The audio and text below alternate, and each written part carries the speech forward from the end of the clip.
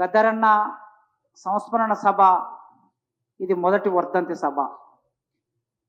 ఈ మొదటి వర్ధంతి సభ సందర్భంగా ఇంతమంది ఇక్కడ వీళ్ళందరినీ సమీకరించి ఇంతమంది వక్తల్ని పిలిచారు. ఉస్మానియా యూనివర్సిటీలో ఖచ్చితంగా ఆయన సంస్మరణ సభ ప్రతి సంవత్సరం ఆయన వర్ధంతి సభ జరగాలి. పోయినసారి ఆయన అమరుడైన వారం రోజులకే 6వ తారీఖు ఆగస్టు 6 నాడు అమరుడయ్యాడు. మనం అఫీషియల్గా ఆర్ట్స్ కాలేజ్ తరఫున ట్యాగూర్ ఆడిటోరియంలో ఆయన సంస్మరణ సభ పెట్టాం. దాదాపు 3-4 వేల మంది, దాని కెపాసిటీ 1000 మంది అయితే నిలబడి విన్నవాళ్ళు, బయట ఉన్నవాళ్ళు, ఇట్లా చూస్తే వచ్చేవాళ్ళు పోయేవాళ్ళు 3-4 వేల మందితో మనం చాలా ఘనంగా సభ నిర్వహించాం. నాకు తెలిసి ఇప్పటి వరకు ఈనాటి వరకు ట్యాగూర్ ఆడిటోరియంలో జరిగిన సభ కన్నా ఎక్కువ మందిని సమీకరించి రాష్ట్రంలో ఎక్కడ సభ జరగలే. అది అఫీషియల్గా జరిగిన సభ, యూనివర్సిటీ చేసిన సభ. కనుక ఇప్పుడు మన విద్యార్థి మిత్రులు, జేఏసీ నాయకులుగా ఉన్నవాళ్ళు, విద్యార్థి సంఘాల నాయకులు ఉన్నవాళ్ళు, ఇంకా రకరకాల పిహెచ్డి స్కాలర్స్ ఉన్న వాళ్ళు కలిసి ఈ కార్యక్రమం చేస్తూ ఉన్నారు. దీన్ని తర్వాతి తరం, ఆ తర్వాత నెక్స్ట్ వీళ్ళ తర్వాత వచ్చే వాళ్ళైనా ప్రతి సంవత్సరం దీన్ని కంటిన్యూ చేయాలి. ఎందుకంటే ఉస్మానియా యూనివర్సిటీ విద్యార్థి ఆయన ఇక్కడ నిర్మాణం అయ్యాడు. 65లో 60ల కాలం, 60వ దశాబ్దం అనగానే మనకు ఆ కాలం అంతా పోరాటాలు జరుగుతున్న కాలం. ఆ కాలంలో గద్దరన్న హైదరాబాద్కు వచ్చాడు, చదువు కోసం వచ్చాడు. ఉస్మానియా యూనివర్సిటీలో భాగంగా ఉన్న సైఫాబాద్ కాలేజ్, ఇంజనీరింగ్ కాలేజ్, ఈ 2 కాలేజీలు ఆయన జీవితాన్ని తీర్చిదిద్దిన కాలేజీలు. ఒక వెతుకులాటతో వచ్చినవాడు అంటరానితనం, అమానుషం, దోపిడి, వివక్ష సమాజంలో కొనసాగుతున్నప్పుడు వీటన్నిటికీ పరిష్కారం ఎక్కడ దొరుకుతుంది అని ఒక వెతుకులాట మొదలుపెట్టాడు. స్వయంగా ఆయన జీవితం, నిర్మాణమైన జీవితం మొట్టమొదలు ఆయన కుటుంబమే ఆయన నిర్మాణం చేసింది. ఒక మనిషి నిర్మాణం కావడానికి మొదలు కుటుంబం, తర్వాత సమాజం, ఆ తర్వాత వాళ్ళు పనిచేసే రాజకీయ నిర్మాణం. ఈ 3 నిర్మాణాలు ఒక మనిషి నిర్మాణం చేస్తాయి.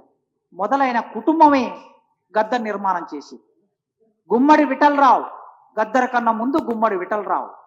గుమ్మడి విఠలరావును నిర్మాణం చేసింది తండ్రి. ఆ తండ్రి వలసపోయిన తండ్రి, నాగపూర్ వలసపోయిన తండ్రి, మహారాష్ట్ర వలసపోయిన తండ్రి, అక్కడ అంబేద్కర్ ఆలోచన విధానాన్ని, బుద్ధుడి భావజాలాన్ని, ఈ రెండింటిని విశ్వసించిన తండ్రి. ఆయన విశ్వాసం బాల్యావస్థలో ఉన్నప్పుడు మెల్లగా గద్దర్ వీణ ప్రసరించడం మొదలైంది ఆ ఆలోచన. ఆ తర్వాత ఇంట్లో తల్లి నాట్లేసేటప్పుడు, కోతలు కోసేటప్పుడు, మోపులు మోసేటప్పుడు, కుప్పలు కొట్టేటప్పుడు ఆ పల్లె పదాలను ఏరుకొని పాటని అల్లుతున్న తల్లి మరోవైపు. తండ్రి భావజాలం, సైద్ధాంతికమైన భావజాలం తండ్రి వైపు నుంచి వచ్చింది. పాట అనే ఒక సాహిత్య ప్రక్రియ తల్లి వైపు నుంచి వచ్చింది. ఈ రెండింటితో నిర్మాణమైన గుమ్మడి విఠలరావు చదువు కోసం హైదరాబాద్కు వచ్చిన తర్వాత, ఈ హైదరాబాద్ అనే ఒక నగరం తన అక్క ఇక్కడ ఉండటం మూలంగా, వెంకటాపురం బొల్లారం ప్రాంతంలో గద్దరన్న అక్క ఉండటం మూలంగా ఆ అక్క దగ్గరికి వెళుతూ పోతూ ఇటు ఉస్మానియా ఇంజనీరింగ్ కాలేజ్, మెజంజై మార్కెట్ హాస్టల్, బహుశా ఇక్కడ ఉన్న వాళ్ళకి ఎంతమందికి తెలుసో లేదో నాకు తెలియదు, మనకి తెలుగు నేల మీద 100 సంవత్సరాల కిందట హాస్టల్స్ ఏర్పడ్డాయి, ప్రైవేట్ హాస్టల్స్. రెడ్డి హాస్టల్ 100 సంవత్సరాల కిందట ఏర్పడింది. సురవరం ప్రతాపరెడ్డి దానికి మొదటి కార్యదర్శిగా ఉన్నాడు. బ్రాహ్మణ హాస్టల్ ఏర్పడింది, వైశ్య హాస్టల్ ఏర్పడింది, గౌడ హాస్టల్ ఏర్పడింది, ముదిరాజ్ హాస్టల్ ఏర్పడింది, పెరిక హాస్టల్ ఏర్పడింది, పద్మశాలి హాస్టల్ ఏర్పడింది. గ్రామాల నుంచి హైదరాబాద్కు వచ్చి చదువుకునే ఆ పిల్లల కోసం ఒక వసతి ఇక్కడ ఏర్పడింది.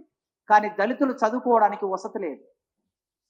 దళితులు చదువుకోవడానికి వసతి లేదు కనుక ఆ వసతిని కల్పించడానికి ఆనాటి గవర్నమెంట్ ఒక ఆలోచన చేసి కాలేజీ విద్యార్థుల కోసం హాస్టల్ పెట్టింది మొజంజై మార్కెట్లో. ఆ మొజంజై మార్కెట్ హాస్టల్ జీపీఓ వెనక సైడ్ ఉంటుంది. అక్కడ హాస్టల్లో ఉండి అక్కడ నుంచి ఇక్కడి వరకు కాలినడకన ఇంజనీరింగ్ కాలేజ్ వరకు నడుచుకుంటూ వచ్చేవాడు. 12 కిలోమీటర్లు అవుతుంది. ఈ 12 కిలోమీటర్లు నడక, అలసట, పుస్తకాలు కొనాలన్నా, పెన్నులు కొనాలన్నా, జీవితంలో చిన్న చిన్న ఖర్చులు ఏమన్నా చేసుకోవాలన్నా ఇంటి నుంచి డబ్బు వచ్చే అవకాశం లేదు కనుక ఆయన ఒక బాల కార్మికుడు. బాల కార్మికుడి జీవితం మీలో కొందరికైనా తెలుసు. సాహు అనే ఒక రచయిత ఉన్నాడు. నీ కన్నీరు నా కన్నీరు కలిగినొల్లకు పన్నీరాయి, ఒంటిగా ఓ శోకం పెట్టే చిన్ని తమ్మయ్య, నీ జంటగా నేనుంటారారా చిన్ని తమ్మయ్య అని సాహు పాట రాస్తే ఆ పాటని గద్దరన్న పాడాడు. గద్దరన్న పాట పాడుతున్నప్పుడు ఇది నా బాల్యమే రాశావురా నీవు అని అనేవాడట సాహుతో. ఆయన ఒక ఇంటర్వ్యూలో చెప్పాడు, నీవు నా బాల్యమే రాశావు అంటే నా బాల్యము లాంటి కోట్లాది మంది బాల్యం, కింది కులాల నుంచి కింది వర్గాల నుంచి వచ్చిన వారందరి బాల్యాన్ని నువ్వు కైగట్టి పాడావు.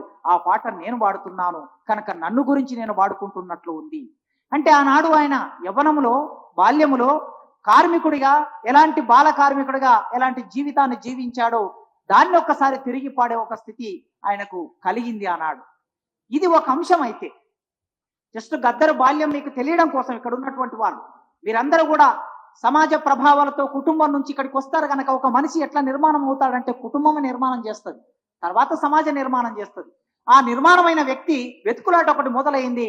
గద్దర్ చాలా సీరియస్ రీడర్, మీకు తెలుసో తెలియదో చాలా లోతుగా చదువుతాడు ఆయన.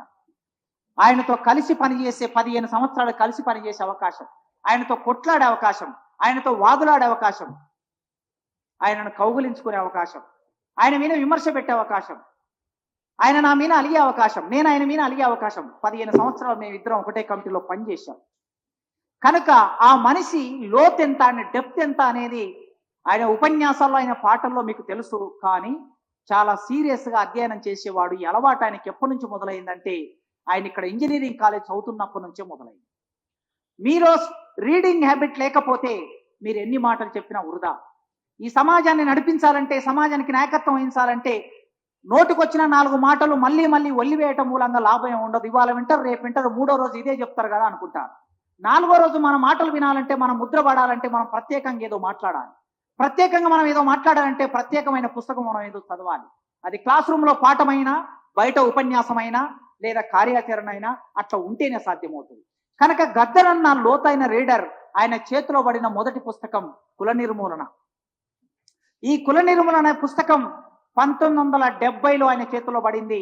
అప్పటికి అంబేద్కర్ ప్రసరించలేదు తెలుగు నేల మీదకి, ఇంకా పూర్తిగా ప్రసరించలేదు.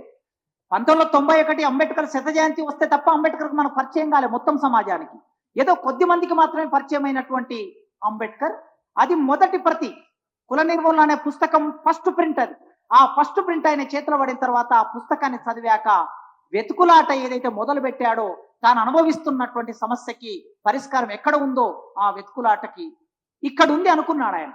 ఇంకా తర్వాత మీకు తెలుసు ఆయన బుర్రకథ కళాకారుడుగా జీవిక కోసం, బతుకు తెరువు కోసం బుర్రకథ కళాకారుడుగా మారాడు. తాను ఒక కళ ఉంది గనక తనలో, ఆ కళతో తను ఏమైనా చేయగలడనే నమ్మకం ఉంది గనక జేబీ రాజు గారి దగ్గరికి వెళ్ళి ప్రభుత్వం ఇచ్చినటువంటి, అంటే రేడియో టీవీలలో మనకి ప్రభుత్వ కార్యకలాపాలను ప్రచారం చేస్తూ ఉంటారు కదా, ప్రజల్లోకి తీసుకెళ్లడం కోసం అట్లా ఒక బుర్రకథ కళా బృందాన్ని ఏర్పాటు చేసుకొని ఆ బుర్రకథ కళా బృందంతో గ్రామాలకు వెళ్ళినప్పుడు మళ్ళీ అంటరానితనం వెంటబడింది ఆయనకి. కథ చెప్తారు, ప్రభుత్వ కార్యకలాపాలు చెప్తారు, ఆ ఊరి సర్పంచ్ గురించి చెప్తారు, సర్పంచ్ గొప్పతనం గురించి చెప్తాడు. సర్పంచ్ ఇంటికి భోజనానికి వెళ్ళిన తర్వాత మీరేముట్లు అనే ప్రశ్న ముందుకు వస్తుంది. మళ్ళీ అప్పుడు బయట కూర్చొని అన్నం తినవలసి వస్తుంది. ఇంత మేధస్సు ఉన్నటువంటి గుమ్మడి విఠలరావు, ఇంజనీరింగ్ చదువుకున్న గుమ్మడి విఠలరావు ఎక్కడ కూర్చోవాలి అన్నం తినేటప్పుడు? మళ్ళీ బయటనే కూర్చోవాలి. ఇంజనీరింగ్ కాదు కదా, అక్షరం ముక్కరా అన్నటువంటి గ్రామ సర్పంచ్ ఒక రెడ్డో ఒక వెలమనో ఇంకెవడో ఉంటాడు. కానీ వాడు మాత్రం, వానికి అక్షరం ముక్క రాకపోయినా సరే వాడు సామాజిక హోదా వాడికి ఒకటి ఉన్నది కనుక కులం వలన గద్దర్ను బయట కూర్చోబెట్టి అన్నం పెడితే మళ్ళీ తిరిగి మొదలైంది, మళ్ళీ అన్వేషణ మొదలైంది. ఇది ఇట్లా కాదు అని అనుకుని ఆయన అట్లా ఆ అన్వేషణలో వెతుకులాటలో ఆర్ట్ లవర్స్ అనే సంస్థ, బి నరసింహరావు గారు మా భూమి సినిమా ప్రస్తావన చేశారు కదా ఇంతకు ముందు. మా భూమి సినిమా తీసినటువంటి బి నరసింహరావు గారు ఆయన భూస్వామి, 100 ఎకరాలు ఉన్నటువంటి భూస్వామి. కానీ ఆయన వామపక్షానికి నక్సల్బరీ రాజకీయాలకి ప్రభావితమైన వాడు కనుక వాళ్ళు ఆర్ట్ లవర్స్ అని ఒక సంస్థ పెట్టినప్పుడు ఆ సంస్థకి గద్దర్ అన్నకు సంబంధించిన ఒక బంధువు తీసుకెళ్లి గద్దర్ అన్నని నరసింహరావుకు పరిచయం చేశాడు. నువ్వు పాటలు రాస్తూ ఉంటావు కదా, నువ్వు కవితలు రాస్తుంటావు కదా, వీళ్ళు కూడా పాటలు రాస్తూ ఉంటారు, కవితలు రాస్తూ ఉంటారు, నాటకాలు వేస్తూ ఉంటారు, వీళ్ళతో అయితే నీకు బాగుంటుంది స్నేహం అని చెప్పి తీసుకెళ్లి పరిచయం చేస్తే అప్పుడు గుమ్మడి విఠలరావు గద్దరుగా పరిణామం చెందాడు. ఇంతకుముందు అమ్మాయి వాడింది కదా, ఆపుర రిక్షోడు రిక్షంటా నేను వస్తా, బండోడు, యాక్చువల్గా అది బండి, ఆపుర బండోడు బండెంటా నేను వస్తా, నిలుపుర బండోడు బండి మీన నేను వస్తా.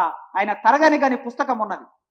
ఏ విశ్వవిద్యాలయాల్లో ఏ తెలుగు డిపార్ట్మెంట్లో ఎవరు కూడా చేయలేనంత పరిశోధన అది. ఇప్పుడు పరిశోధకులు అంటే దుఃఖం వస్తుంది మాకు ఇప్పటి పరిశోధకులను చూస్తూ ఉంటే. ఈ అట్ట మార్చి ఆ అట్ట మార్చి అక్కడ నుంచి ఇక్కడ తీసుకొచ్చి ఇక్కడ నుంచి అక్కడ తీసుకొచ్చి తీసి పెడతారు కదా. గద్దరన్న తెలుగు సాహిత్యం కాదు, ఎంఏ తెలుగు చదవలేదు, కానీ గద్దరన్న పాట మీద చేసిన పరిశోధన. ఇక మనం ఒక గీత గీయవలసి వస్తే పాట మీద పరిశోధన తరగని గనికి ముందు, తరగని గనికి తర్వాత. ఇక తరగని గని ఒక పునాది, అది ఒక గీటురాయిగా మిగిలిపోతుంది. అంత అద్భుతమైన పుస్తకం రాశాడు పాటతో ఉండే అనుబంధంతో. మీరు ఆ పుస్తకాన్ని ఖచ్చితంగా చదవాలి. అందులో చెప్పాడు ఆయన, ఈ ఆపుర బండోడో బండంటా నేను వస్తా, నిలుపుర బండోడో బండి మీన నేను వస్తా, ఆల్ఫా హోటలులోన ఆల్ బిర్యానీ తినిపిస్తా, చార్మినార్ కాడ ఛాయ్ తాగిస్తా. ఇట్లా హైదరాబాద్ లో ఉండే కొన్ని ప్రదేశాలను తీసుకొని రాస్తే ఈ ఆల్ఫా హోటలులోన ఆల్ బిర్యానీ తినే శక్తి ఒక బండోడికి ఉంటుందా అనే క్వశ్చన్ వచ్చింది. పాట రాస్తే ఎట్లా రాయాలి? ఊహజనితమైనది కాకుండా వాస్తవ జీవితాన్ని చిత్రీకరించాలనుకున్నప్పుడు వాస్తవ జీవితంలో బండోడు ఆల్ బిర్యానీ తినలేనప్పుడు మనం పాటలో దాన్ని రాయకూడదు. కనుక ఎట్లా జీవితం ఉంటే అట్లా రాయాలి అని వాళ్ళ డిస్కషన్ లో వచ్చిన తర్వాత అప్పుడు ఆయన పాట మొదలు పెట్టారు. ఇక ఒక ముఖ్యమైన విషయం ఏంటంటే, మా విప్లవ రచయితల సంఘం క్లాసులు పెట్టినప్పుడు 1971 అనుకుంటాను, క్లాసులు పెట్టినప్పుడు ఆ క్లాసులకి నరసింహరావు గారు, గద్దరన్న వీళ్ళందరూ కలిసి క్లాసులకు వచ్చారు. ఇంకా గద్దరన్నగా పరిణామం చెందలే. 71లో క్లాసులకు వచ్చి క్లాసులు విన్నప్పుడు ఆ క్లాసులు ఎవరు చెప్తున్నారంటే, నాజర్ ఉగ్గు కథ బుర్రకథ ఆనాడు తెలంగాణ రైతాంగ సాయుధ పోరాటంలో చెప్పి ప్రజల్ని చైతన్యం చేసినటువంటి నాజర్ అక్కడ పాఠం చెప్తూ ఉన్నాడు క్లాసులో. ఏమని చెప్తున్నాడంటే, రచయితలారా, విప్లవ రచయితలారా, కొడవటిగంటి కుటుంబరావు, వరవర్రావు, చెరబండరాజు, త్రిపురేణి మధుసూదన్ రావు, కేవి రమణారెడ్డి, నిఖిలేశ్వర్, జ్వాలాముఖి, ఈ పేర్లన్నీ మీ అందరు తెలుసు, సాహిత్యం చదువుకున్న వాళ్ళకి. ఈ పెద్దలందరూ కూర్చొని ఉన్నారు అక్కడ. నాజర్ ఏమన్నాడంటే, మీరు కవిత్వం రాస్తున్నారు, కథలు రాస్తున్నారు, నవలలు రాస్తున్నారు. ఈ నవల్లో, కథల్లో, కవిత్వంలో మీరు రాసేది విప్లవం. కానీ విప్లవం కావలసిన ప్రజలకి మీది ఏది అర్థం కాదు. మీరు రాసే కథ చదవడానికి వాళ్ళకి చదువు రాదు, మీరు రాసే నవల చదవడానికి వాళ్ళకి చదువు రాదు, మీరు రాసే వచన కవిత చదవడానికి వాళ్ళకి చదువు రాదు. చదువు రాని ప్రజలకు మీరు ఏం కమ్యూనికేట్ చేస్తారు విప్లవాన్ని? మీరు రాసే ఈ సాహిత్యం అంతా మధ్యతరగతి ప్రజలని విప్లవానికి సానుభూతి పరులుగా మారుస్తుంది తప్ప సామాన్య ప్రజల్ని, విప్లవకర వర్గాల్ని విప్లవకారులుగా మార్చడానికి మీ సాహిత్యం పనికిరాదు అన్నాడట. ఈ క్లాసు విన్నాడు గుమ్మడి విఠలరావు. విన్న తర్వాత ఇంటికి వెళ్ళాక నరసింహరావు గారితో డిస్కషన్ అయినప్పుడు ఏమిటి చెప్తున్నాడు ఆయన, మరి ఏం రాయాలి ఈ మూడు కాకుండా? అప్పుడే ఒక వచ్చిన కవిత కూడా రాసేవాడు గద్దరన్న. ఏం రాయాలనుకున్నప్పుడు పాట రాయాలి. అప్పటికే చెరబండరాజు, సత్యమూర్తి గారు విప్లవోద్యమంలో ఉన్నాడు. శివసాగర్ పేరు మీద కవిత్వం రాస్తూ ఉన్నాడు ఆయన. ఆ శివసాగర్ పేరు మీద రాసిన నర్రెంగ చెట్టు కింద నరుడో భాస్కరుడా, కన్నెర్ర చేస్తివయ్యో నరుడో భాస్కరుడా, చాగంటి భాస్కరరావు, డాక్టర్ చాగంటి భాస్కరరావు నక్సల్బరి పోరాటం అంటే శ్రీకాకుళ పోరాటంలో అమరుడైతే ఆ అమరుడు మీద రాశాడు ఆయన. నర్రెంగ చెట్టు కింద నరుడో భాస్కరుడా, కన్నెర్ర చేస్తివయ్యో నరుడో భాస్కరుడా, కన్నెర్ర చేసి నీవు నరుడో భాస్కరుడా, కథనాన దూక్తివయ్యో నరుడో భాస్కరుడా. ఇది శివసాగర్ రాసిన పాట. ఇక్కడ నర్రెంగ చెట్టు ఉంది, ఇక్కడ గండ్రగొడ్డలి ఉన్నది, ఇక్కడ కన్నెర్ర చేశావని ఉన్నది. ఒక కొత్త భాషని, కొత్త డిక్షన్ని తీసుకొచ్చాడు శివసాగర్ పాటలోకి. ఇది చూశాడు గుమ్మడి విఠలరావు. పాట అంటే ఇలా రాయాలి. అందుకే ఈ పాట నా తల్లి పాట. మీరు ఇంతకు ముందు అమ్మాయి పాడారు, ఇంకెవరో పాడారు, మన మురళి పాడాడు. సిరిమల్లె చెట్టు కింద లచ్చుమమ్మ అనేది అది మామూలు పాట మాత్రమే కాదు, ఒక జీవితం. ఈ భారతదేశంలో ఉండే ఉత్పత్తి కులాల్లో ఉండే స్త్రీలందరి జీవితం, దళిత కులాల్లో ఉండే